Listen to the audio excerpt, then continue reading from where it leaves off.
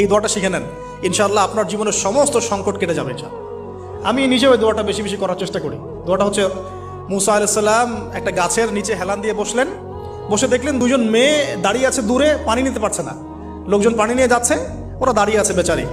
মুসা আলাইহিস সালাম গিয়ে বললেন, কি সমস্যা আপনাদের? তারা বললেন যে আমাদের বাবা অনেক বৃদ্ধ মানুষ, আমরা পানি নিতে পারি না যতক্ষণ না আমাদের কম পানি নিয়ে চলে যায়।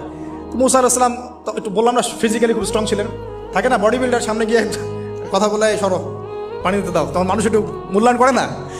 তো মুসা আলাইহিস সালাম এভাবে পানি নিয়ে দিলেন এবং বাছুরদেরকে পানি পান করালেন, করিয়ে গাছের নিচে এসে বসে আছেন। বসে বসে তিনি দোয়া করছেন, এই যে দোয়াটা তিনি দোয়া করছেন, রব্বি, একটা নেক কাজ করলেন না, মানুষের উপকার করলেন, নেক কাজ করে এসে গাছের নিচে বসে দোয়া করছেন, আল্লাহ এখানে তো আমার খাবার পানি বাসস্থান কিছুই নাই, আমি কি করব?